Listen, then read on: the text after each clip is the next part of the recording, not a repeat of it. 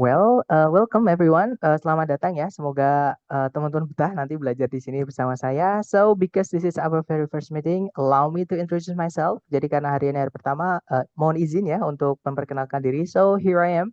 My name is Priski Abimanyu Isnain. So, feel free to call me Priski or Mr. P. Jadi kalau saya biasanya sama teman-teman ngajar saya di kampus Inggris ataupun sama member-member saya offline di sini, itu dipanggil Mr. P, teman-teman. So, feel free to call me so. But please don't browse my photos on Google using that name. Ya, tapi tidak saya sarankan untuk mencari foto saya di Google pakai nama Mr. P karena nanti yang keluar bukan muka saya, teman-teman. Kemudian I've been teaching English for around 10 years, guys. Jadi saya sudah ngajar bahasa Inggris kurang lebih itu sudah 10 tahun gitu ya. Kemudian, nah saya juga masih belajar juga, so feel free to ask me anything and if I don't have the answer, so let's find the answer together.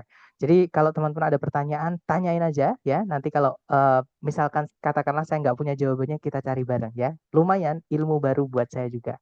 Seperti itu. Kemudian, ya, I think that's all about me. Nothing interesting, right? Jadi itu tadi sedikit tentang saya. Sekarang kita kenalan juga apa yang akan kita pelajari dalam waktu 1 bulan ke depan, gitu ya. Nah, kita nanti akan belajar TOEFL, lebih tepatnya TOEFL ITP, teman-teman. Kita akan apa sih TOEFL itu? So, what is TOEFL? TOEFL stands for Test of English as a Foreign Language. Jadi TOEFL itu kepanjangannya adalah Test of English as a Foreign Language. Atau kalau di dalam bahasa Indonesia kan itu namanya tes bahasa Inggris sebagai sebuah bahasa asing. Memang di Indonesia ini bahasa Inggris adalah salah satu bahasa asing ya teman-teman. Karena kita tidak ngomong sama teman-teman kita ataupun sama orang yang tidak kita kenal, orang acak gitu ya di Indonesia tiba-tiba bahasa Inggris kan enggak teman-teman. Pasti pakainya kalau nggak bahasa Indonesia itu bahasa kedua kita, kalau nggak itu bahasa daerah gitu ya, bahasa masing-masing gitu. Nah, selain bahasa daerah dan bahasa nasional kita itu kita nyebutnya foreign language. Nah, salah satunya bahasa Inggris ini. Dan bahasa Inggris ini ada banyak sekali tes. Salah satunya adalah TOEFL ini, teman-teman. Jadi TOEFL itu salah satu jenis tes bahasa Inggris resmi, internasional atau global. Karena yang membuat TOEFL ini bukan orang Indonesia, teman-teman. TOEFL itu adalah produk dari institusi atau lembaga namanya ETS atau Educational Testing Service yang letaknya di New Jersey, Amerika Serikat sana. Gitu ya. Dan ETS ini sudah ada sejak 1964 sampai saat ini. Nah, untuk tes yang umum di Indonesia sebenarnya TOEFL itu jenisnya banyak sekali, teman-teman ya. Nah, tapi yang umum dipakai di Indonesia, maksudnya yang sering dibuat syarat-syarat gitu ya, di Indonesia itu ada dua ini, yaitu yang pertama TOEFL ITP atau Institutional Testing Program atau IDT atau Internet Based Test. Nah, ITP yang akan kita pelajari nanti itu hanya menanyakan atau menguji sebatas comprehension teman-teman saja. Comprehension itu maksudnya pemahaman teman-teman. Jadi teman-teman bisa memahami bahasa Inggris gitu aja, entah itu yang ditulis ataupun yang teman-teman dengar. Gitu ya. Jadi hanya memahami saja, bukan menggunakan. Oke, karena kalau yang menggunakan nanti tesnya itu pakainya IBT, teman-teman. Di IBT itu teman-teman diuji skill and mastery, artinya kemampuan atau keterampilan ya, dan juga mastery itu penguasaan dalam bahasa Inggris. Seperti itu. Nah, kemudian kalau tes ITP itu score range-nya atau rentang nilainya itu mulai dari 310. Jadi kalau teman-teman salah semua atau misalnya nggak hadir ya, itu sebenarnya teman-teman ada nilai, yaitu 310. Nah, kalau teman-teman benar semua itu nilainya 677. Seperti itu. Sedangkan untuk TOEFL IBT itu mulainya dari 0. Jadi kalau teman-teman misalkan benar-benar fail miserably ataupun nggak hadir nih misalkan, itu nanti benar-benar nilainya 0, teman-teman. Sedangkan kalau teman-teman you have perfect English gitu ya, nilainya teman-teman nanti adalah 120 seperti itu, 120. Jadi 120 seperti itu. Nah, yang kita pelajari nanti adalah ITP ya, teman-teman, karena ITP itu hanya menguji sebatas pemahaman saja dan tesnya itu sedikit lebih mudah, alias nanti ada strategi cepat atau tips dan trik gitu ya untuk mengerjakan TOEFL ITP ini. Nah, di TOEFL ITP nanti itu ada 3 section atau 3 bagian tes ya yang diujikan. Yang pertama ada listening. Ya, teman-teman nanti akan mendengarkan audio dalam bahasa Inggris, kemudian diikuti pertanyaan berdasarkan yang teman-teman pahami dari audio tersebut. Yang sudah barusan teman-teman dengar gitu ya. Dan di listening ini teman-teman ada dikasih 50 pertanyaan yang terbagi menjadi 3 jenis atau 3 bagian. Oke. Nah, di setiap soalnya, di semua soal, semua bagian di listening ini hanya punya waktu 12 detik, teman-teman, untuk menyelesaikan satu soal. Nah, kalau misalnya teman-teman sudah terbiasa untuk listening, itu nanti 12 detik akan terasa lama. Tapi kalau teman-teman baru, biasanya 12 detik itu akan terasa cepat.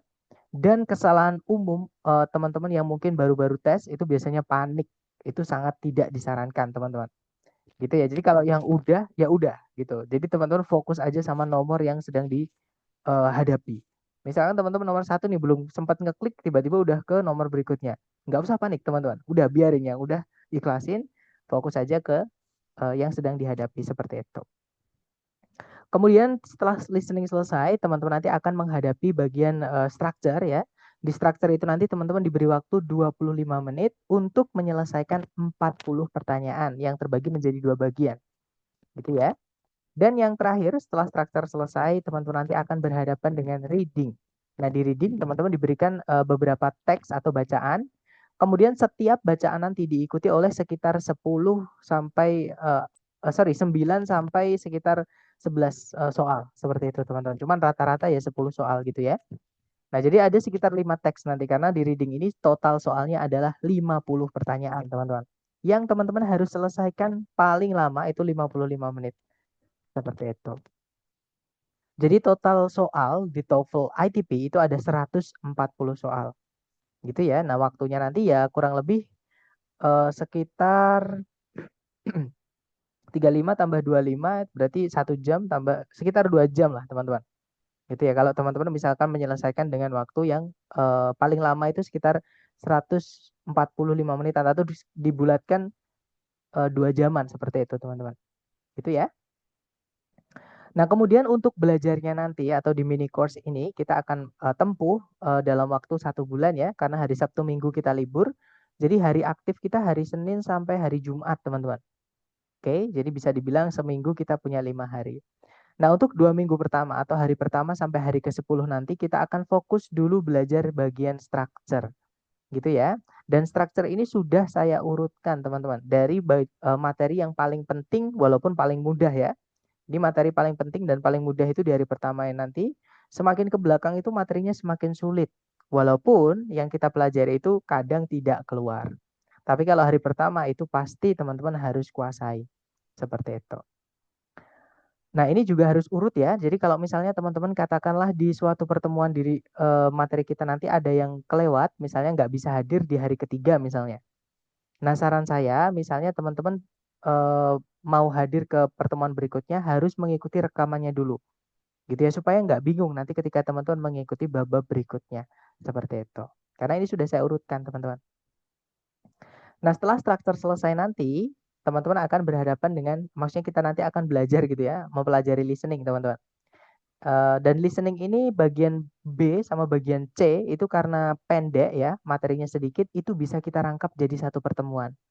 Jadi di listening itu nanti kita bisa selesaikan dalam waktu 2 meetings, teman-teman. Gitu ya.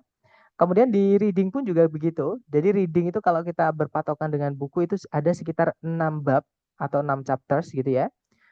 Yang mana saya menemukan cara yang lebih mudah lagi. Jadi yang awalnya 6 cara itu jadi 3 cara. Dan 3 cara itu bisa kita pelajari dalam waktu 2 hari, teman-teman. Nah, artinya teman-teman nanti ada waktu lebih atau waktu sisa untuk bersiap-siap di final scoring atau tes yang dari lembaga. Jadi dari lembaga nanti teman-teman akan diberikan tes post tes gitu ya atau tes akhir seperti itu. Gitu ya, teman-teman. Dan nanti kalau teman-teman selalu hadir entah di sesi sore aja atau sesi malam aja setiap hari atau bahkan hadir di dua-duanya setiap hari. Itu nanti teman-teman akan dapat reward dari saya. Nah, rewardnya itu adalah video pembahasan tes dari lembaga. Supaya nanti ketika teman-teman tes, teman-teman tahu salahnya itu nomor berapa aja, kemudian kenapa kok salah, harusnya apa, kenapa kok yang benar itu gitu ya. Nah, tapi sekali lagi itu hanya untuk buat teman-teman yang selalu hadir atau absensinya penuh. Seperti itu. Nah, kemudian mekanisme di kelas atau rules-nya ya. Jadi yang pertama ada attendance check atau daftar hadir atau absensi lah gampangannya gitu, teman-teman. Nah, absensi ini nanti hanya teman-teman isi di hari pertama saja ya. Jadi di setelah kelas nanti mohon diisi, saya kirimkan Google Form. Untuk hari kedua dan seterusnya nanti yang ngecek saya sendiri lewat partisipasi Zoom. Jadi dari partisipan Zoom ini aplikasi setelah kelas nanti akan saya rekam, kemudian saya masukkan di Excel yang saya download dari Google Form yang sudah teman-teman isi. Ya, yang paling penting itu nama Zoom-nya teman-teman. Ya, di salah satu formnya itu ada pertanyaan nama Zoom-nya teman-teman siapa. Dan itu tolong jangan dirubah selama teman-teman mengikuti program ini. Karena kalau teman-teman rubah nanti terus saya nggak tahu, maka dianggap nggak masuk, takutnya seperti itu. Gitu ya. Kemudian berikutnya kalau teman-teman ada pertanyaan, teman-teman tidak perlu menunggu saya berhenti ngomong ya. Jadi raise hands, gunakan fitur raise hands yang ada di Zoom ini. Nanti saya akan berhenti menjelaskan untuk menjawab pertanyaan teman-teman. Dan kalau pertanyaannya teman-teman itu masih nyambung dengan materi kita hari tersebut, pasti saya jawab. Tapi kalau pertanyaannya teman-teman out of topic atau tidak nyambung dengan materi hari tersebut, maka saya akan saya akan sampaikan itu kita bahas di hari kesekian. Nah, kenapa kok seperti itu? Takutnya teman-teman ya, buat member-member yang memang uh, mulai belajar TOEFL dari nol itu kasihan kalau kita tabrak di bab lain. Jadi satu hari memang sengaja saya fokuskan bab itu untuk penguasaan penuh. Jadi tentang bab itu saja. Gitu ya. Artinya tidak ada pembahasan bab lain di luar bab yang kita bahas. Seperti itu. Takutnya yang belajar dari nol nanti malah bingung kalau kemana-mana. Seperti itu. Jadi terfokus gitu teman-teman. Gitu ya. Jadi mohon dimaklumi kalau misalkan nanti ketika teman-teman bertanya saya bilang itu kita bahas di hari kesekian. Seperti itu. Jadi untuk menghormati atau memahami lah gitu ya untuk teman-teman yang benar-benar belajar mulai dari nol. Kemudian yang terakhir ini paling penting buat teman-teman dan saya juga sih ya. Jadi yang paling penting ini adalah vocabulary teman-teman atau kosakata dalam bahasa Inggris. Nah, semakin teman-teman itu banyak vocabnya atau kosakata dalam bahasa Inggris, akan semakin mudah teman-teman mengerjakan TOEFL ini. Gitu ya. Sebaliknya, semakin terbatas atau semakin sedikit vocab teman-teman, teman-teman juga akan kerja keras untuk mengerjakan tesnya nanti. Nah, mumpung teman-teman masih ada waktu untuk latihan-latihan atau buka kamus atau tanya, itu manfaatkan. Karena ketika teman-teman nanti sudah beneran tes, real tes gitu ya, itu teman-teman tidak bisa tanya, tidak bisa buka kamus dan lain-lain. Seperti itu. Jadi mohon kalau teman-teman mendapatkan vocab baru mohon ditulis gitu ya. Dan kalau teman-teman mau ngecek di setiap akhir pekan, kan kita libur tuh. Nanti kalau teman-teman pengen ngecek vocabnya teman-teman ini bener apa salah atau ada yang kurang, nanti boleh dikirimkan ke saya setelah diketik ulang. Gitu ya. Karena kalau biasanya di foto tulisan tangan itu biasanya saya nggak bisa baca teman-teman. Karena mohon maaf sama sih mungkin teman-teman kalau saya pakai tulisan tangan saya mungkin ada beberapa yang kesulitan membacanya gitu. Jadi mohon diketik ke ulang kalau misalnya teman-teman ingin konsultasi vocabnya. Seperti itu. Dan nanti kalau misalnya yang konsultasi vocab itu banyak, nanti akan saya sortir atau saya kompilasi jadi satu file, kemudian saya kirim ke grup supaya teman-teman yang lain juga dapat. Tapi kalau misalkan yang ngirimkan cuma satu atau dua ya saya kirimkan ke yang ngirimkan kembali seperti itu. Gitu ya teman-teman. Kemudian yang terakhir, di luar kelas kita ini atau di luar Zoom, itu teman-teman akan saya sediakan latihan penunjang. Yang tadi sore itu saya sudah kirimkan ya. Jadi kalau teman-teman nanti misalnya ada waktu luang, kemudian pengen mengasah TOEFL-nya di bab yang sudah kita pelajari, itu ada latihan-latihan soal yang saya berikan. Dan latihan soal itu ada pembahasan juga ada kuncinya. Ya, biasanya saya berikan setelah sesi malam selesai. Jadi sambil saya kirimkan rekaman sesi malam itu biasanya bawahnya saya kirimkan link untuk mengecek pembahasan dan kuncinya di mana. Seperti itu. Itu ya, teman-teman. Nah, tapi sekali lagi kalau misalnya teman-teman lagi sibuk dan tidak punya waktu, saran saya jangan dipaksakan. Karena daripada teman-teman nanti kesibukannya itu jadi berantakan, TOEFL-nya juga nggak bisa fokus gitu ya. Jadi salah satu dulu. Dulukan salah satu yang penting dulu. Misalkan kerjaan teman-teman dulu, selesaikan itu dulu. Baru nanti kalau ada waktu luang, hajar latihannya. Dan ketika menghajar latihan, teman-teman menemukan kesulitan, silahkan japri saya. Jangan sungkan-sungkan teman-teman. Ya, nanti saya bantu lewat japri. Saya arahkan lewat japri. Seperti itu. Dan misalkan kalau saya rasa pertanyaan teman-teman tidak bisa dijelaskan pakai kata-kata gitu ya. Maksudnya nggak bisa pakai tulisan. Nanti akan saya bilang, nanti di meeting berikutnya mohon ditanyakan supaya kita bahas di kelas. Supaya ada visualnya, lebih gampang gitu. Daripada kalau hanya dijelaskan menggunakan kata-kata. Seperti itu. Nah itu tadi ya teman-teman, perkenalan sedikit dengan saya dan juga apa yang akan kita pelajari berikut-berikutnya. Mungkin ya sebelum kita lanjut ke materi hari pertama yaitu tentang sentence, adakah yang pengen teman-teman tanyakan dulu? Silahkan kalau ada pertanyaan.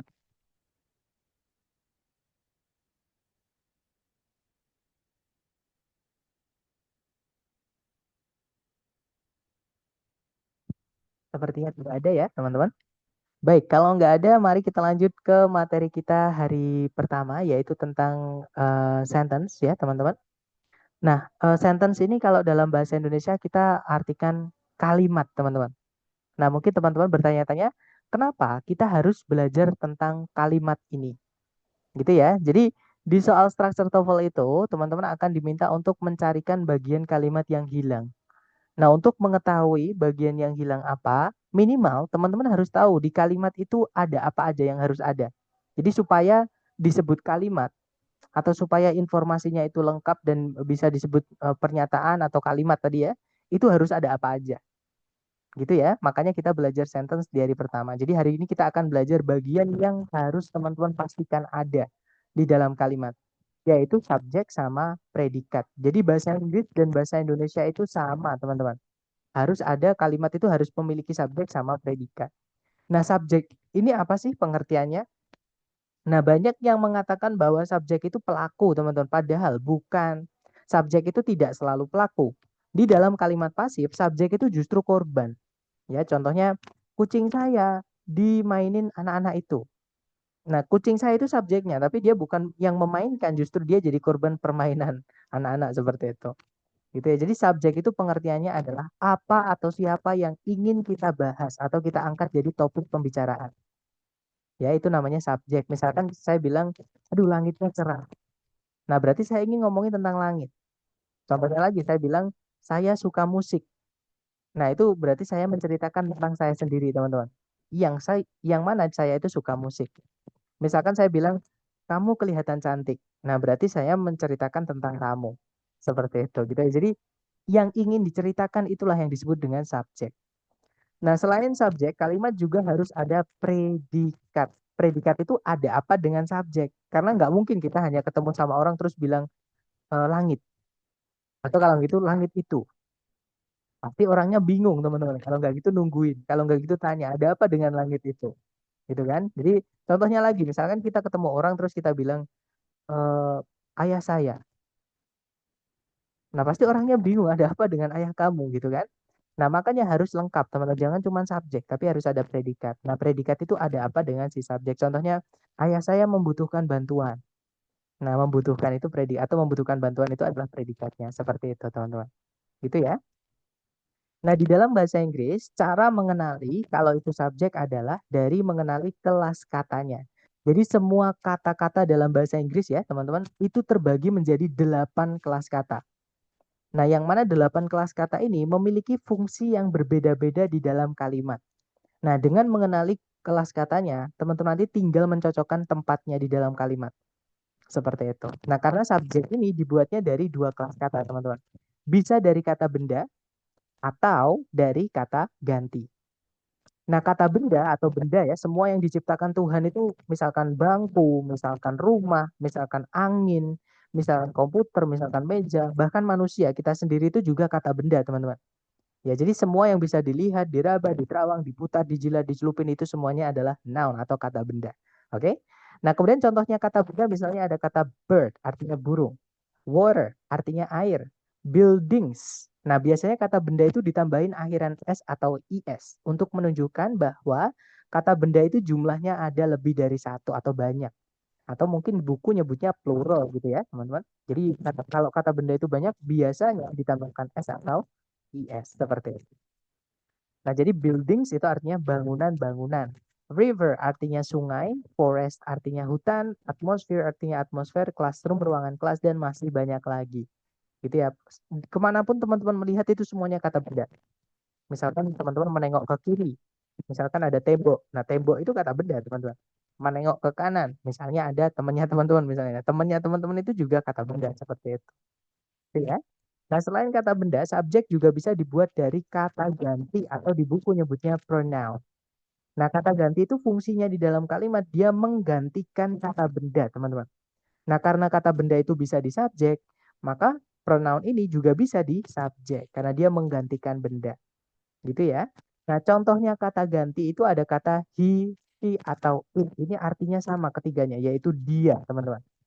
Nah, bedanya adalah kalau dia kita pakai he, itu cowok. Contoh nih, kita bilang Rudy punya sebuah pesawat misalnya. Nah, kita juga bisa bilang dia memiliki sebuah pesawat. Nah, dianya itu kan kembalinya ke Rudy. Maka pakainya he karena Rudy itu cowok, teman-teman. Gitu ya. Nah, tapi kalau misalnya yang punya pesawat itu cewek, misalnya Rita memiliki sebuah pesawat. Nah, kita bilangnya Rita has a plane or an airplane gitu ya. Jadi kalau Rita karena cewek, maka kita pakainya she. She has a plane. Seperti itu. Nah, tapi kalau misalnya kita nggak tahu cewek atau cowok, misalnya kita lihat cacing di tanah lagi jalan, teman-teman. Ya, mohon maaf kalau ada teman-teman yang geli sama cacing ya. Nah, cacing kan nggak pakai rok ya, teman-teman. Dia juga nggak ada suaranya. Kalau ada suaranya, misalkan tinggi, berarti cewek. Kalau misalkan bass itu kan biasanya cowok gitu, atau alto gitu ya, teman-teman itu kan cowok. Nah, kalau cacing kan kita nggak tahu, dia nggak pakai lipstick, nggak pakai rok, nggak ada suaranya. Nah, ini cewek apa cowok? Ya kan? Nah, kalau kita nggak tahu, kita mau bilang dia atau itu, kita pakainya it. Gitu ya, teman-teman. Atau misalnya benda mati, misalnya bolpen, misalnya sedotan. Nah, semuanya itu kalau jumlahnya cuma satu, pakainya it. Gitu ya. Nah, kalau misalnya bendanya banyak, entah itu manusia ataupun selain manusia, kita pakai they. Artinya they itu mereka, teman-teman. Nah, jadi kalau misalnya kita melihat ada buku tumpukan banyak gitu, terus kita bilang buku-buku itu kita bisa ganti menjadi they. Seperti itu. Misalkan buku-buku itu sangat berantakan. The books are messy. Ya, atau messed up misalnya gitu ya. Nah, kemudian nanti kalau kita mau pakai ganti they ya pakainya they. They are messy. Gitu ya, atau they are messed up seperti itu. Atau they are uh, not arranged well misalnya seperti itu. Oke, jadi they itu bukan hanya manusia, teman-teman. Intinya kalau jumlahnya lebih dari satu atau banyak, pakainya they. Kemudian ada those artinya itu sama untuk banyak ya. Kemudian ones artinya mereka, others artinya yang lain-lain seperti itu. Nah, itu tadi adalah yang bisa menjadi subjek. Jadi kalau teman-teman menemukan di sebelum predikat kok ada kata benda lepas ataupun kata ganti lepas, nah itu berarti subjek. Gitu ya, teman-teman. Nah, selain subjek, di dalam kalimat itu juga harus ada yang namanya predicate atau predikat, gitu ya. Nah, bedanya bahasa Inggris sama bahasa Indonesia adalah kalau dalam bahasa Indonesia, predikat ini tidak ada ketentuan terbuat dari kata apa. Nah, tapi kalau dalam bahasa Inggris, predikat itu wajib dibuat dari verb atau kata kerja, teman-teman. Ya, contohnya occur, terjadi, produce, menghasilkan atau memproduksi. Refer to, merujuk pada. Consist of, terdiri dari. Improve, meningkatkan, dan lain-lain. Gitu ya. Makanya di dalam bahasa Indonesia itu kita bisa bilang saya baik-baik saja itu bisa, teman-teman. Nah, tapi dalam bahasa Inggris, untuk bilang saya baik-baik saja, itu nggak bisa kita bilang I okay atau I fine. Itu nggak bisa, teman-teman. Ada yang tahu nih bahasa Inggrisnya saya baik-baik saja, teman-teman. Atau kalau misalnya teman-teman ditanya ini, how are you today? Itu menjawabnya gimana?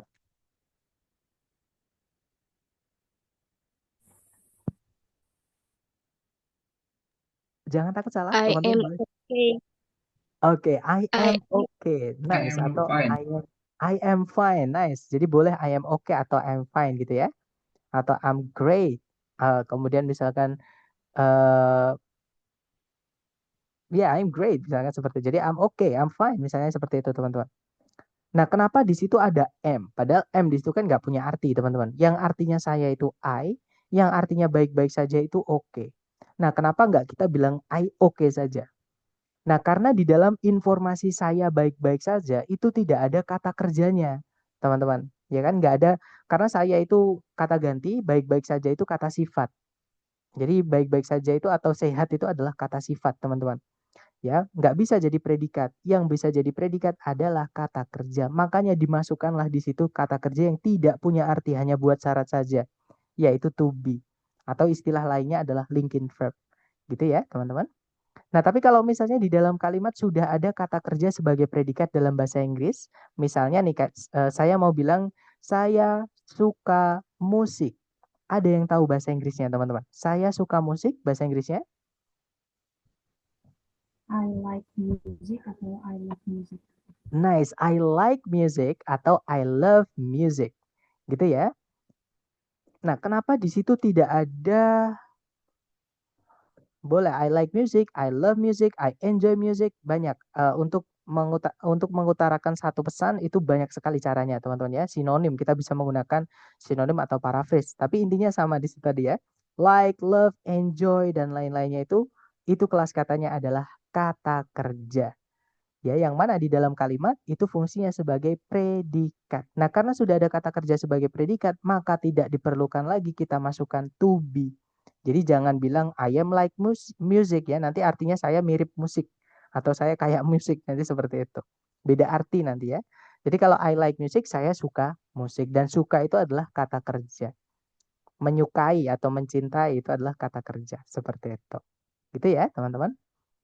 Nah, tapi teman-teman harus berhati-hati di dalam bahasa Inggris mengenai kata kerja. Kata kerja itu dalam bahasa Inggris adalah bab yang paling rumit, teman-teman. Ya, karena di dalam bahasa Inggris itu ada istilah tenses, sedangkan bahasa Indonesia kita nggak punya. Gitu ya. Nah, intinya gini, kenapa juga saya juga tidak menyebutnya subject verb? Kenapa saya nyebutnya subjek predikat? Karena tidak semua bentuk verb yang teman-teman temui dalam bahasa Inggris. Nah, bentuk verb itu kurang lebih ada verb 1, verb 2, verb 3, verb SES, verb ing, to verb 1, dan auxiliary verb. Tidak semuanya ini bisa jadi predikat, teman-teman. Ya, makanya saya menghindari penyebutan subject verb. Takutnya ketika saya menyebutkan subject verb, setiap verb yang teman-teman temui di soal itu dianggap predikat. Padahal tidak semuanya, teman-teman. Nah, jadi kata kerja bentuk apa aja yang bisa jadi predikat, yaitu verb 1, verb 2, verb SES, dan juga auxiliary verb saja. Gitu ya. Kalau teman-teman menemukan ada verb 3 yang berdiri sendiri, sebelumnya tidak ada auxiliary-nya, verb ing yang berdiri sendiri sebelumnya tidak ada auxiliary-nya, dan juga to verb 1 itu bukan predikat. Gitu ya, teman-teman.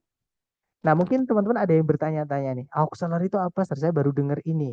Misalnya gitu ya, teman-teman. Nah, sekarang pengertian dari auxiliary kan tiba-tiba saya nyebutin istilah ini, teman-teman. Gak enak kalau udah urusannya sama istilah gitu ya. Sebentar saya tulis dulu.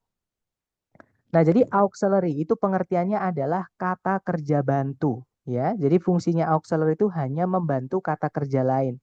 Alias setelahnya auxiliary itu wajib diikuti kata kerja lain, teman-teman. Harus ada verb setelahnya. Nah, keluarga auxiliary itu ada 4. Yang pertama dari keluarganya do, ya. Apa aja keluarganya, yaitu do, kalau nggak gitu does, kalau nggak gitu did. Nah, untuk do, does, did ini dia harus diikuti oleh verb 1, teman-teman. Contohnya saya tidak tahu, I do not know. Nggak boleh kita bilang I do not knowing, I do not knows. Itu nggak boleh, teman-teman. Harus I do not know. Atau kalau dipendekkan ya I don't know. Nah, tapi kalau di TOEFL structure itu jangan ada yang dipendekkan. Nggak boleh ada pemendekan. Gitu ya, karena itu formal, teman-teman. Lanjut, selain do, ada auxiliary dari keluarganya to be. Nah, keluarganya to be itu ada is, kalau nggak gitu am, kalau nggak gitu are, kalau nggak gitu was, dan juga were. Sorry. Nah, sebenarnya ada lagi, teman-teman ya, yaitu be, kemudian been, kemudian being. Tapi itu nanti kita bahas belakangan aja ya, supaya lebih uh, ada waktunya, maksudnya seperti itu. Nah, untuk to be sendiri itu hanya maksud saya bisa diikuti oleh 2 jenis kata kerja. To be boleh diikuti verb ing, juga boleh diikuti verb 3, teman-teman. Kita gitu ya. Sebentar, ini kayaknya nggak muat. Saya pindah ke sini aja ya, ke atas, teman-teman. Atau nutupin ini dulu lah sebentar. Nanti kita hapus gitu. Nah, kemudian setelah to be itu ada keluarganya have. Nah, keluarganya have di sini bukan artinya yang memiliki ya, teman-teman. Have di sini artinya adalah telah atau pernah. Nah, untuk have sendiri itu ada 3 keluarga, yaitu have, kemudian has, maaf teman-teman, kemudian has, kemudian had. Nah, untuk have, has, had itu gandengannya atau kata kerja yang dibantu adalah verb 3. Contoh nih, saya sudah makan, itu I have eaten. Saya sudah minum, I have drunk. Saya sudah belajar, I have studied. Gitu ya. Dan yang terakhir kita punya keluarganya modal auxiliary. Ini paling banyak, teman-teman, dan artinya kebanyakan beda-beda. Yang pertama ada will, artinya akan, kemudian ada shall, juga bisa artinya akan, juga bisa artinya harus. Ada juga can, artinya bisa dapat, boleh, mampu, mungkin, bisa gitu ya. Nah, itu can paling banyak artinya ya. Kemudian ada juga may, itu artinya mungkin atau boleh juga bisa. Ada must artinya harus, juga bisa artinya pasti. Kemudian ada might, sebentar teman-teman. Might artinya mungkin. Dan yang old misalnya ada could artinya dapat tapi lampau ya. Kemudian ada should artinya sebaiknya atau seharusnya. Dan juga would itu akan tapi tidak dilakukan kalau di TOEFL gitu ya. Jadi akan tapi lampau lah gitu. Jadi tidak, contohnya gini maksudnya teman-teman, akan tapi tidak dilakukan itu andaikan kemarin tidak hujan, saya akan main ke rumahmu. Nah, jadi akannya itu tidak terjadi, mainnya itu tidak terjadi, teman-teman. Karena ada sebutan seandainya kemarin tidak hujan tadi. Ya kan? Jadi kalau kita bilang seandainya saja kemarin nggak hujan, saya akan main ke rumahmu. Berarti saya nggak main ke rumahmu. Jadi akannya itu hanya omong doang, seperti itu. Nah, kemudian untuk modal ini verb gandengannya adalah verb 1 ya, teman-teman. Nah, kalau teman-teman perhatikan, di sini tidak ada sama sekali verb 2 ataupun verb SIS. Alasannya adalah verb 2 dan verb SIS itu tidak bisa dipakaikan auxiliary, teman-teman. Ya, jadi yang bisa dipakaikan auxiliary atau gandengannya auxiliary cuman ini saja. Gitu ya. Maaf teman-teman, kayaknya tulisannya kegedean ini. Nah, seperti ini. Nah, ini tidak perlu dihafal ya. Untuk teman-teman, saran saya kalau belajar bahasa Inggris jangan pernah hafalan. Sekali lagi, hafalan itu bukan bahasa Inggris. Maksudnya hafalan itu bukan belajar ya. Oh, maaf teman-teman, kepleset-pleset sampean. Nah, jadi saran saya nanti teman-teman tulis aja gitu ya. Kemudian nanti sambil latihan, sambil dibuka, sambil latihan dibuka, nanti lama-lama akan hafal sendiri tanpa harus hafalan. Seperti itu. Intinya ditulis saja teman-teman nanti setelah kelas sambil mengikuti rekamannya. Gitu ya. Nah, sebelum kita lanjut ke contoh soalnya, mungkin ada yang pengen teman-teman tanyakan dulu. Silakan kalau ada pertanyaan.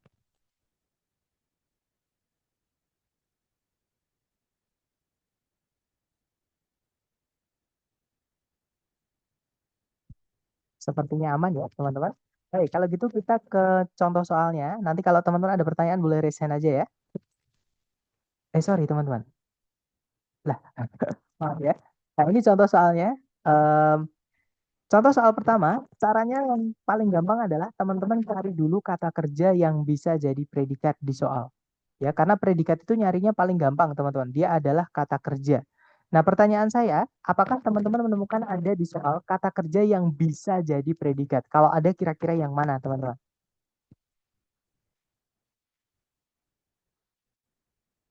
Jangan takut salah, nggak apa-apa.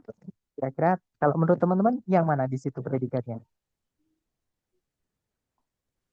Impel. Sorry, yang mana? Impel. Kalau impel hati-hati teman-teman. Di sebelumnya impel itu ada Noun. kata apa? Noun ya, Kak. Oke, mungkin kita analisa dulu yang ini teman-teman. Karena saya lihat teman-teman tadi ada yang menyebutkan impel. Nah, impel itu setelahnya ada kata to. Teman-teman masih ingat, to verb 1 itu tidak bisa jadi kata, maksudnya tidak bisa jadi predikat. Ada 3 tadi yang nggak bisa jadi predikat ya, yaitu to verb 1, kemudian verb 3 yang berdiri sendiri tanpa auxiliary sebelumnya, sama verb ing yang berdiri sendiri tanpa auxiliary sebelumnya. Gitu ya. Nah, jadi to verb 1 ini bukan predikat. Nah, di chat saya melihat ada yang menyebut are. Betul, teman-teman. Di situ ada, pokoknya kalau teman-teman menemukan keluarganya to be ya, entah itu is, am, atau are. Nah, itu semuanya adalah, atau sudah fix itu adalah predikat. Nah, di sini are-nya itu fungsinya dia sebagai auxiliary atau kata kerja bantu. Dari mana kita bisa tahu? Karena setelahnya ada kata kerja lain, yaitu noun. Nah, jadi noun ini verb 3. Verb 3 itu syarat biar dia jadi bisa jadi predikat, sebelumnya harus ada auxiliary-nya. Nah, di situ ada are. Nah, ini predikat, teman-teman. Ya. Nah, titik-titik terletak di sebelumnya predikat. Artinya di situ kita kehilangan subjek. Ya sudah, berarti di pilihan A, B, C, D teman-teman hanya diminta mencarikan subjek saja. Nah, kira-kira nih A, B, C, D yang subjek saja yang mana, teman-teman? Yang Ya, E betul. kan? Ya, that's right. Yang E ya, atau yang alpha. Nice. Nah, kenapa yang Bravo salah, Sir? Yang Bravo itu ada kata that, teman-teman. Kalau teman-teman menemukan ada that, the, itu that-nya sudah dipastikan dia adalah kata hubung atau conjunction. Nah, kata hubung itu kalau di dalam kalimat, subjek predikatnya cuma satu, itu tidak boleh dipakai. Jadi nggak boleh di dalam kalimat sederhana atau kalimat yang hanya memiliki satu subjek, satu predikat, kita tambahkan kata hubung. Gitu ya. Jadi kata hubung itu hanya dipakai di kalimat majemuk, teman-teman. Nah, kalimat majemuk itu kalimat yang di dalamnya terdiri dari lebih dari satu subjek predikat, seperti itu. Itu materi kita besok atau hari kedua, gitu ya. Jadi yang berapa tidak bisa. Nah, kalau yang Charlie itu salahnya karena di situ ada predikat lagi yaitu is, sedangkan di soal kita sudah punya predikat ya, nanti jadi pemborosan, teman-teman. Kemudian kalau yang delta, nah itu sama kayak yang bravo. Pokoknya kalau teman-teman menemukan ada 5W1H atau kata tanya di soal struktur TOEFL, anggap dia sebagai kata hubung atau conjunction. Nah, kata hubung atau conjunction itu tidak diperlukan ketika subjek dan predikat itu cuma satu, teman-teman. Gitu ya. Nah, makanya jawabannya adalah yang alpha nanti kalau dibaca, Sprites are known to impale their prey on thorns. Jadi burung strike ini atau namanya burung apa namanya condet ini dikenal akan menancapkan buruan mereka pada duri-duri pohon. Seperti itu. Itu ya. Lanjut lagi ke contoh berikutnya, teman-teman. Caranya sama. Pertanyaan saya ke teman-teman, coba dilihat di soal. Adakah kata kerja sebagai predikat? Kalau ada, kira-kira yang mana, teman-teman?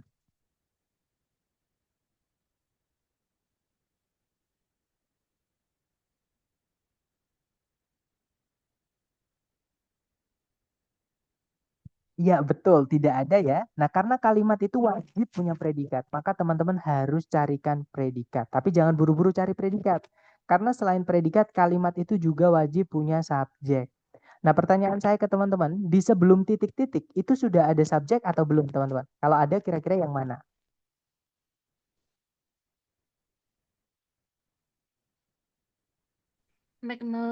Magnetotic bacteria. Betul, magnetotatic bakteria ini dia adalah subjeknya. Kata bendanya itu di bakterianya, teman-teman. Magnetotatic ini hanya kata sifat yang menjelaskan kata benda. Gitu ya. Nah, intinya kita sudah punya subjek. Oke, belum punya predikat. Jadi carikan predikat saja. Dan saya lihat di chat teman-teman ternyata sudah ada yang mendahului yang sudah menjawab ya. Betul, jawabannya adalah yang Charlie, teman-teman. Nah, pertanyaan saya nih ke teman-teman, yang alfa itu kira-kira salahnya kenapa?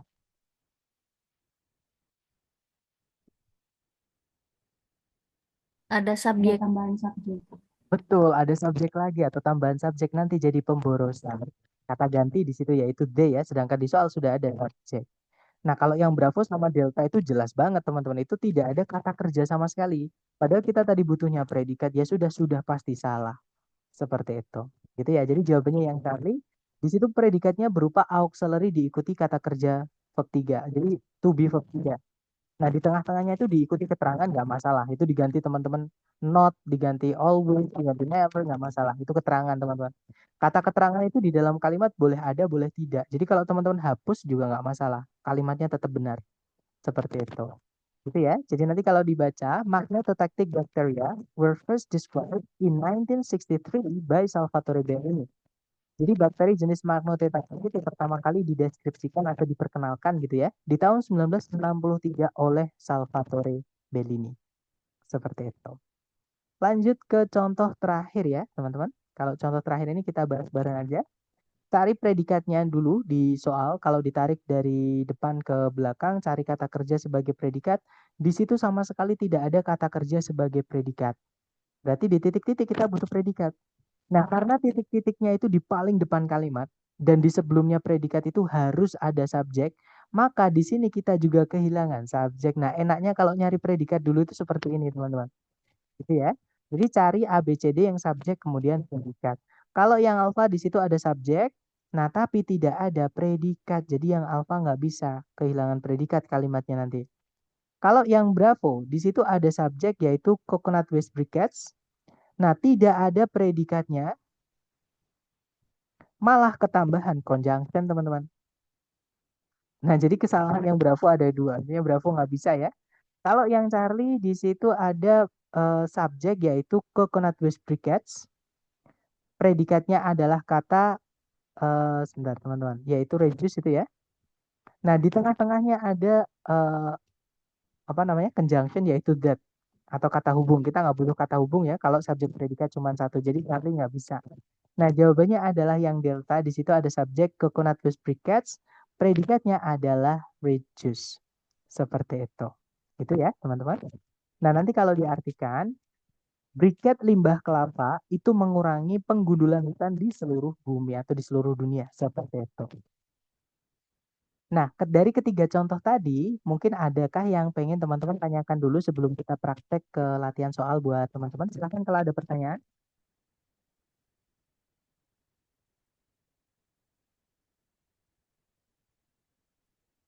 Sepertinya aman ya. Oke, sekarang kita coba ke latihan buat teman-teman ya. Jangan takut salah, teman-teman coba dulu. Untuk chatnya saya batasi supaya teman-teman hanya bisa mengirimkan jawaban ke saya. Jadi teman-teman tidak terbingungkan oleh jawaban teman-teman yang lain gitu ya. Kemudian untuk suaranya saya mute dulu ya supaya tidak ada yang bocor dan teman-teman bisa lebih konsentrasi dan fokus. Silakan, di sini ada satu soal, jangan takut salah, 30 detik dimulai dari sekarang, silakan teman-teman.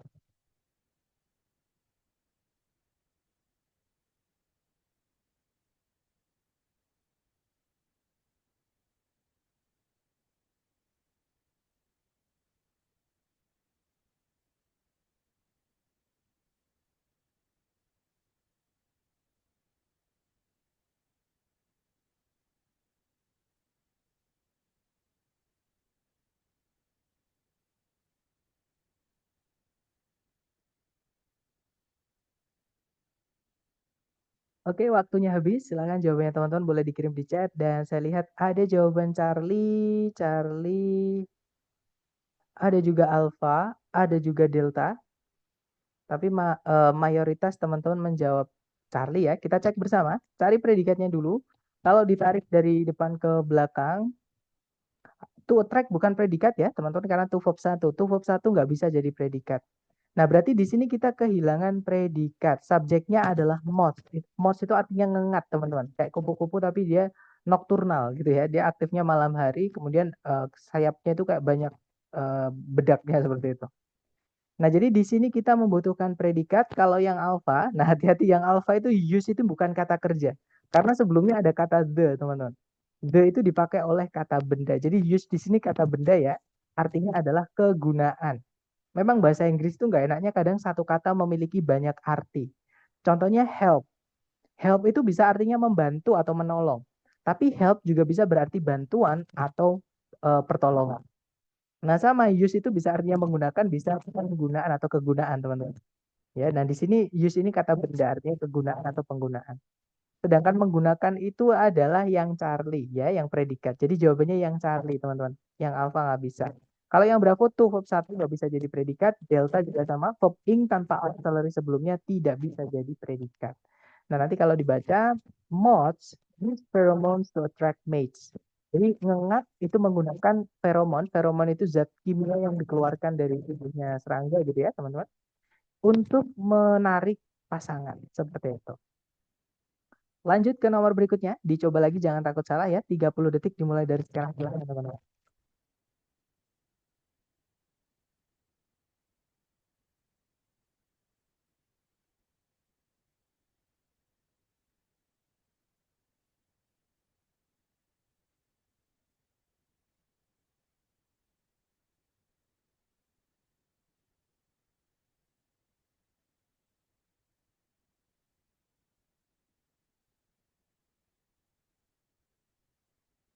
Oke, waktunya habis. Silahkan jawabannya teman-teman boleh dikirim di chat ya. Kemudian kita bahas bareng. Silahkan. Dan saya lihat ada jawaban Bravo, ada juga jawaban Alpha. Oke, mayoritas menjawab Bravo ya. Oke, apakah Bravo, apakah Alpha? Mari kita cek bersama, teman-teman. Ada juga Delta ya. Kita cek bersama, seperti biasa dicari dulu kata kerja sebagai predikat. Kalau ditarik dari depan ke belakang, di situ ada kata range. Range di sini ini predikat, teman-teman. Itu kata kerja. Bukan kata benda ya, walaupun range juga bisa jadi kata benda. Nah, tapi range di sini dia adalah kata kerja, artinya berbeda-beda seperti itu. Nah, subjeknya yang belum ada. Jadi di sini kita hanya diminta mencarikan subjek saja. Jadi jawaban yang benar adalah yang alpha. Ya. Kalau yang Bravo di situ tidak bisa, teman-teman. Squirrels itu kan jamak ya, nggak boleh pakai is. Jadi secara penggunaan aja sudah salah gitu ya. Harusnya kalau jamak itu kalau mau pakai to be pakainya are. Jadi harusnya squirrels are gitu ya. Tapi kalau misalkan squirrels are pun nanti secara grammar benar, tapi secara makna salah, teman-teman. Gitu ya. Jadi yang Bravo tidak bisa. Kalau yang Charlie tidak ada subjek, juga tidak ada predikat, karena yang Charlie itu kata benda ditambahkan preposisi sebelumnya, dia menjadi keterangan. Dan keterangan itu tidak bisa menjadi subjek, teman-teman. Gitu ya. Kalau yang Delta ada subjek, tapi ada kata hubung atau conjunction. Kita tidak membutuhkan conjunction atau kata hubung kalau di dalam kalimat itu subjek dan predikat cuma satu. Oke? Nah, berarti jawabannya yang alpha nanti kalau diartikan squirrels atau tupai itu berbeda-beda atau bervariasi gitu ya. Dalam hal warna bulunya dari abu-abu hingga coklat kemerahan seperti itu. Lanjut ke nomor berikutnya, silakan teman-teman coba dulu 30 detik dimulai dari sekarang, silakan.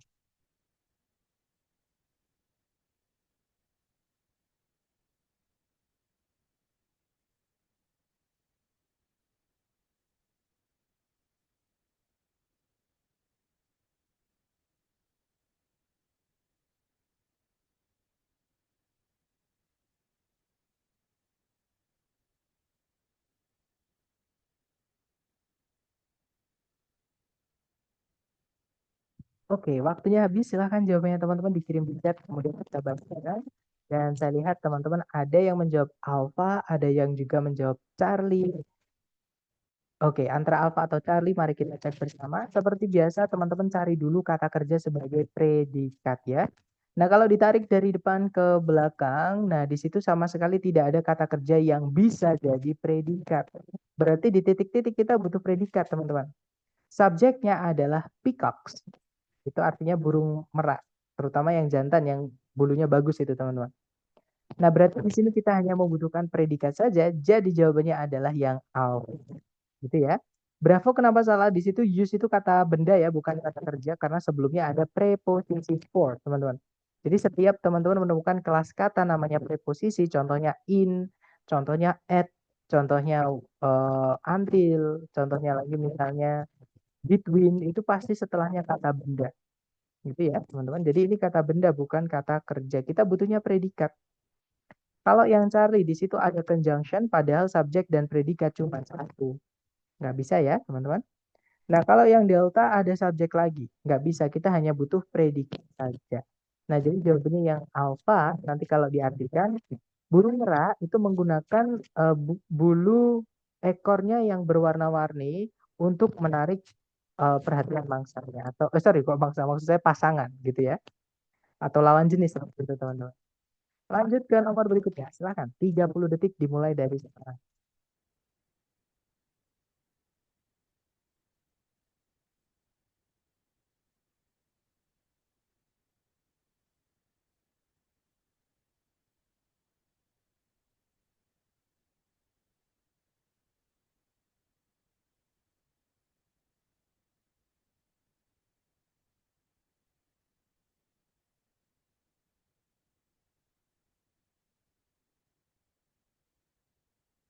Alright, waktunya habis. Silahkan jawabannya teman-teman boleh dikirim di chat. Kemudian kita bahas bareng. Dan saya lihat ada jawaban Bravo, ada juga jawaban Delta. Mari kita cek bersama. Tarik predikatnya dulu. Jadi kalau ditarik dari depan ke belakang, sama sekali tidak ada kata kerja yang bisa jadi predikat. Berarti di sini kita membutuhkan kata kerja sebagai predikat ya. Subjeknya adalah Mimosa pudica plants. Jadi tanaman-tanaman jenis Mimosa pudica. Atau putri malu lah kita bilangnya gitu ya. Nah, berarti di sini kita hanya mencarikan predikat saja, teman-teman. Ya, betul. Jadi jawabannya yang Bravo. Gitu ya. Yang alpha exhibit itu bukan kata kerja karena ada the-nya. The itu pasti ada kata benda setelahnya, teman-teman. Misalkan the book, the man, the house, gitu ya. Jadi kata benda. Exhibit di sini artinya pameran. Gitu ya. Kita nggak butuh kata benda, kita butuhnya predikat, jadi kata kerja. Kalau yang Charlie memang ada predikat, tapi ada subjek lagi. Nanti subjeknya double atau pemborosan, teman-teman.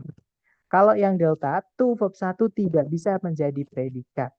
Gitu ya. Jadi nanti kalau diartikan, tanaman-tanaman putri malu itu menampilkan gerakan melipat daun yang dengan cepat atau yang sangat cepat gitu ya, terhadap rangsangan sentuhan. Seperti itu. Folding bukan kata kerja ya, Mister. Folding itu kata kerja, teman-teman. Tapi masih ingat, kata kerja itu ada yang bisa jadi predikat, ada yang tidak. Ya, jadi kata kerja yang bisa jadi predikat adalah verb 1, verb SIS, kemudian verb 2, ya, dan juga auxiliary verb. Nah, sedangkan folding itu kan akhirannya ing. Ya, itu termasuk ke dalam verb ing. Nah, kalau ditanya apakah dia verb, betul, itu verb, tapi dia adalah verb ing. Nah, kata kerja itu ada yang tidak bisa jadi predikat, yaitu verb 3 yang berdiri sendiri tanpa auxiliary sebelumnya, verb ing tanpa auxiliary sebelumnya, dan juga to verb 1. Gitu ya, makanya tadi saya menyebutnya adalah subjek predikat, bukan subjek verb. Takutnya seperti ini, takutnya kalau teman-teman setiap menemukan ada kata kerja dianggap predikat. Padahal ada kata kerja yang tidak bisa jadi predikat. Gitu ya. Jadi yang bisa jadi predikat hanyalah verb 1, verb SIS, verb 2, dan auxiliary verb seperti itu. Jadi kalau selain itu ya bukan predikat gitu teman-teman. Lanjut ke nomor berikutnya. Silahkan dicoba dulu 30 detik dimulai dari sekarang teman-teman.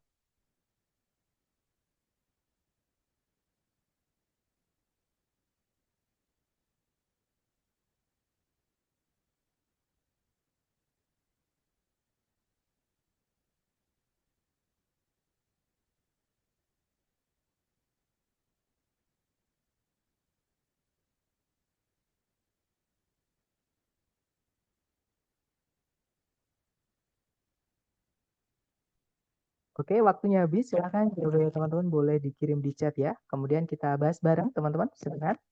Dan saya lihat ada jawaban delta, delta, delta, dan semuanya sepertinya teman-teman menjawab delta. Mari kita cek bareng kalau gitu ya. Cari predikat dulu di soal, teman-teman. Kalau ditarik dari depan ke belakang, sama sekali tidak ada kata kerja sebagai predikat. Puzzle di sini bukan kata kerja ya, dia kata benda, teman-teman. Karena sebelumnya ada kata sifat yaitu multi-step atau banyak langkah gitu ya. Nah, berarti di sini kita membutuhkan predikat. Nah, subjeknya adalah kata parrots.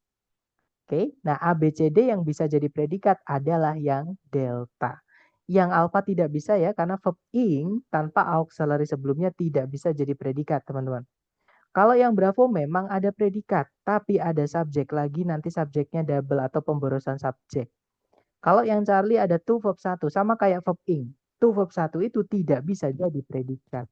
Seperti itu. Sama kayak to obtain, itu juga to verb 1, teman-teman. Itu bukan predikat. Gitu ya. Nah, nanti kalau diartikan, burung kakak tua di dalam laboratorium itu menyelesaikan puzzle itu teka-teki gitu ya. Teka-teki dengan banyak langkah untuk mendapatkan hadiah. Seperti itu. Lanjut ke nomor berikutnya. Silahkan teman-teman coba dulu 30 detik dimulai dari sekarang. Silahkan teman-teman.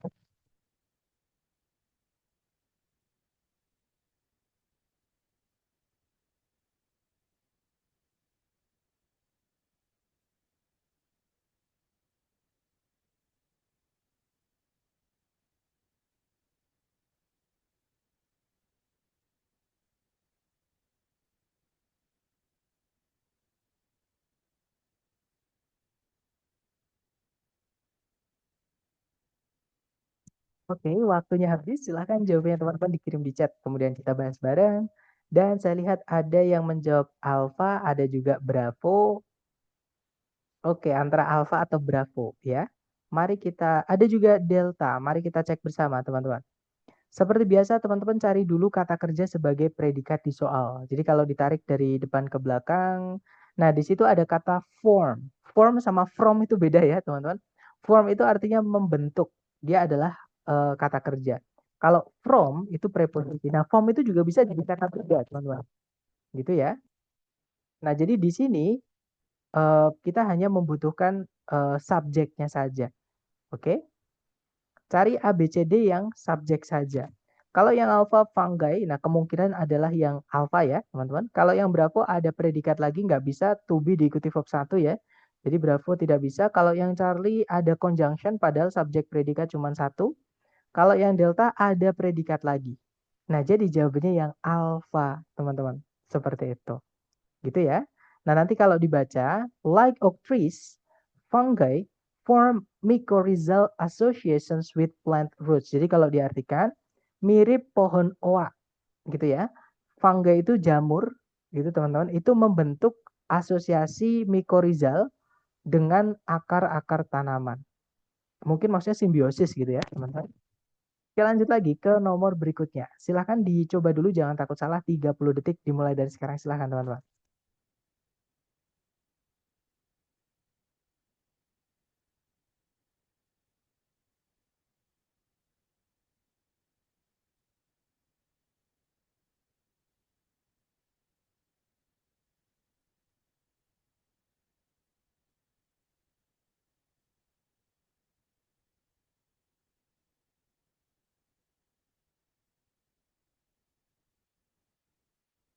Alright, thumbs up. Silahkan jawabannya teman-teman dikirim di chat, kemudian kita bahas bareng ya. Dan saya lihat ada jawaban Charlie, Charlie, dan sepertinya semuanya menjawab Charlie. Oke deh, kita cek bersama kalau gitu teman-teman. Seperti biasa dicari dulu kata kerja sebagai predikat di soal ya. Kalau ditarik dari depan ke belakang, nah di situ sama sekali tidak ada kata kerja sebagai predikat, berarti di sini kita butuh predikat. Dan karena titik-titiknya di awal kalimat atau di paling depan, dan di sebelumnya predikat itu wajib ada subjek, berarti di sini kita juga kehilangan subjek, teman-teman. Kalau yang alpha nggak bisa karena jelas ada conjunction padahal subjek predikat cuma satu. Nggak bisa ya. Kalau yang bravo di situ ada subjek, ada predikat. Sama, ada conjunction juga. Nggak bisa dimasukkan conjunction kalau SP cuma satu, teman-teman. Kalau yang Charlie ada subjek, ada predikat. Nah, kemungkinan jawabannya Charlie, teman-teman. Kalau yang delta, the use itu kata benda ya. Fungsinya sebagai subjek di sini nanti. Nah, tidak ada kata kerja sebagai predikat. Nggak bisa, kita juga butuh predikat di dalam kalimat. Jadi jawabannya adalah yang Charlie. Nanti kalau dibaca, flint sickle blades were used by Neolithic farmers for harvesting and cutting crops. Jadi kalau dikatakan pisau-pisau sickle ini ada apa adalah celurit gitu kan. Pisau celurit yang terbuat dari flint, batuan, itu digunakan oleh para petani di zaman Neolitik untuk memanen dan memotong tanaman-tanaman pangan. Seperti itu. Lanjut ke nomor berikutnya. Silahkan teman-teman, 30 detik dimulai dari sekarang. Silahkan ya.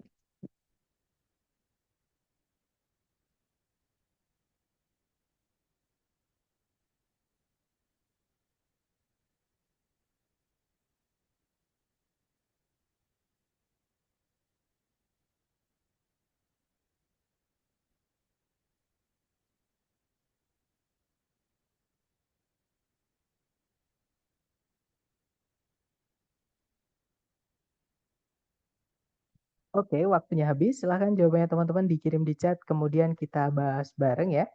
Dan saya lihat teman-teman menjawab alpha, ada juga bravo. Kita cek bersama.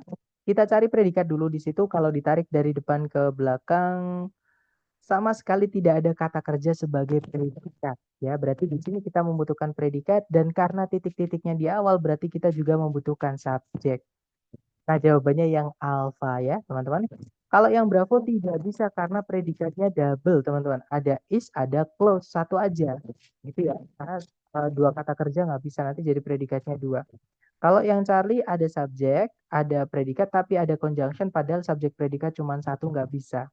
Delta juga sama, ada conjunction atau kata hubung, padahal subjek predikat cuma satu. Nggak bisa ya, jadi jawabannya yang alpha, teman-teman. Nanti kalau dibaca, muscles close the shell tightly to protect against predators or dehydration during low tide. Jadi muscles atau ini ya, sejenis kerang ini, itu menutup cangkang-cangkang mereka dengan erat untuk melindungi atau berlindung dari para predator atau dehidrasi selama pasang surut seperti itu atau air surut seperti itu. Muscles use are not is. Maksudnya, Mister? Muscles use. Oh, maksudnya muscles itu tidak menggunakan is ya, karena dia jamak, teman-teman. Maka pakainya jangan pakai is. Ya betul, pakainya are. Betul. Maksud saya kira bertanya Mr. Bagus, ternyata menjelaskan. Ya, that's right Mr. Bagus. Jadi muscles itu nggak bisa pakai are, itu juga bisa dengan alasan itu ya. Jadi muscles itu kan ada s-nya, teman-teman. Udah dipastikan yang bravo salah karena gandengannya is. Kan nggak boleh. Jamak ketemu is nggak bisa. They is itu nggak ada, adanya they are, teman-teman. Seperti saya kira tadi tanya, Mr. Mohon maaf gitu ya. Jadi benar, muscles pakainya harusnya are bukan is, itu juga bisa dijadikan Patokan, tapi itu pun nanti kalau misal ada are-nya hati-hati ya, itu juga salah teman-teman. Karena setelahnya ada objeknya, their cells. Nah, close itu kata sifat nanti jadinya.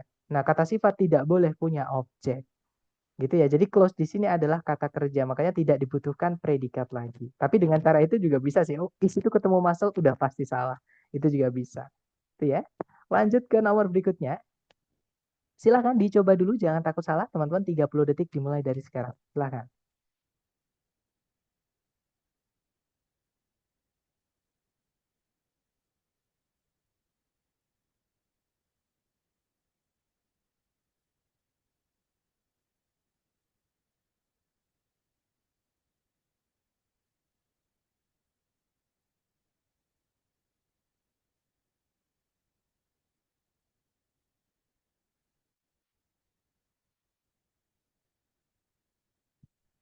Alright, thumbs up. Waktunya habis. Silahkan jawabannya teman-teman dikirim di chat ya. Kemudian kita bahas bareng. Dan saya lihat ada jawaban Charlie, ada juga Alfa. Mari kita cek bersama. Seperti biasa teman-teman cari dulu kata kerja sebagai predikat di soal. Nah, kalau ditarik dari depan ke belakang sama sekali tidak ada kata kerja sebagai predikat ya. Berarti di sini kita butuh predikat, teman-teman. Subjeknya adalah electric fish.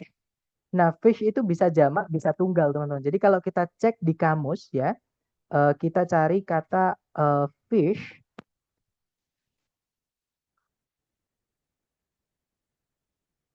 Nah, jadi fish, nah ini teman-teman. Jadi jamaknya fish itu juga bisa fish saja.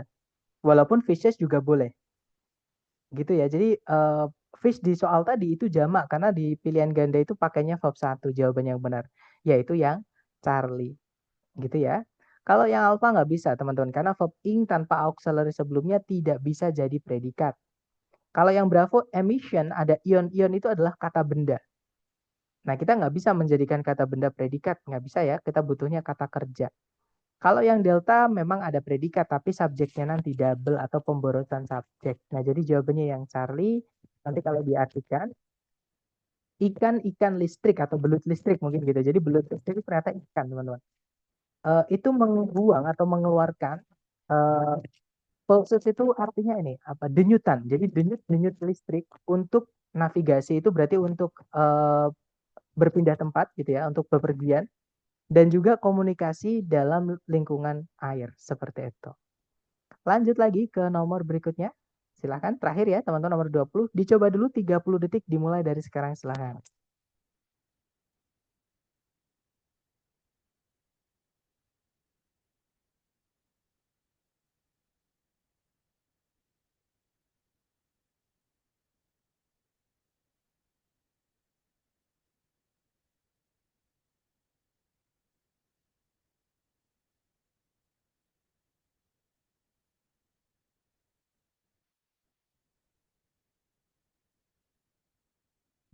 Oke, waktunya habis. Silahkan jawabannya teman-teman dikirim di chat. Dan saya lihat ada yang menjawab Delta.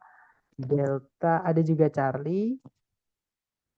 Oke, kita cek bersama ya. Cari predikatnya dulu, teman-teman. Kalau ditarik dari depan ke belakang, cari kata kerja sebagai predikat. Nah, tidak ada kata kerja yang bisa jadi predikat. Berarti di sini kita butuh predikat. Nah, karena di paling depan dan sebelumnya predikat kan harus ada subjek ya. Artinya di situ kita juga butuh subjek. Jadi cari yang subjek kemudian predikat, teman-teman. Kalau yang alpha di situ ada subjek tapi tidak ada predikat nggak bisa. Yang bravo di situ ada to verb 1 itu nggak bisa jadi subjek juga nggak bisa jadi predikat, teman-teman. Kalau yang Charlie ada subjek musical instruments, ada predikat produce, tapi ada conjunction atau kata hubung. Subjek predikat cuma satu ya kita tidak membutuhkan kata hubung gitu ya. Nah jawaban yang benar adalah yang delta teman-teman. Di situ ada subjek yaitu musical instruments, predikatnya adalah produce. Nah nanti kalau diartikan alat-alat musik menghasilkan suara melalui ruangan-ruangan yang bergetar, sorry bukan bergetar, resonate itu memantulkan suara. Jadi ruangan-ruangan yang memantulkan suara dan senar-senar yang bergetar atau uh, apa columns air itu air columns itu apa teman-teman? Tubrukan udara gitulah. Jadi lapisan udara yang tabrakan seperti itu. Nah, jadi jawabannya adalah yang delta. Gitu ya, teman-teman. Nah, itu tadi adalah materi kita tentang hari pertama. Maksudnya tentang kalimat atau subjek predikat. Di dalam kalimat itu wajib harus ada subjek predikat ya. Jadi kalau teman-teman nanti mengerjakan soal structure TOEFL, pastikan carikan dulu dua itu ada atau tidak. Karena itu harus dicarikan nanti teman-teman. Kalau misalkan nggak ada, kalimat itu wajib punya dua bagian itu. Gitu ya. Nah, oke, mungkin kalau teman-teman ada pertanyaan sebelum saya tutup, silahkan kalau ada pertanyaan boleh ditulis di chat ataupun kalau teman-teman boleh unmute juga nggak apa-apa. Silahkan.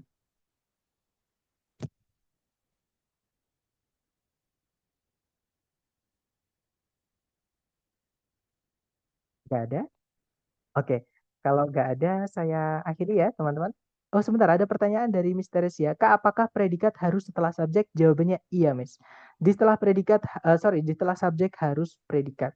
Urutannya itu kalimat subjek dulu baru predikat seperti itu. Kalau misalkan teman-teman balik nanti jadi kalimat tanya. Sedangkan di soal structure TOEFL tidak pernah ada tanda tanya. Jadi kalau di soal structure TOEFL, teman-teman harus pahami bahwa subjek dulu baru predikat itu sudah fix. Seperti itu.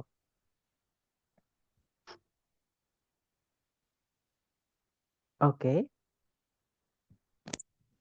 Nah, terima kasih ya teman-teman atas keaktifan partisipasi teman-teman dan it's great to meet you guys. Senang bertemu atau berkenalan dengan teman-teman. Semoga betah nanti belajar dengan saya dalam waktu kira-kira 1 bulan ke depan seperti itu. Sekali lagi terima kasih. I'll see you again next time guys. The last I say, Assalamualaikum warahmatullahi wabarakatuh and have a good night. See you next time.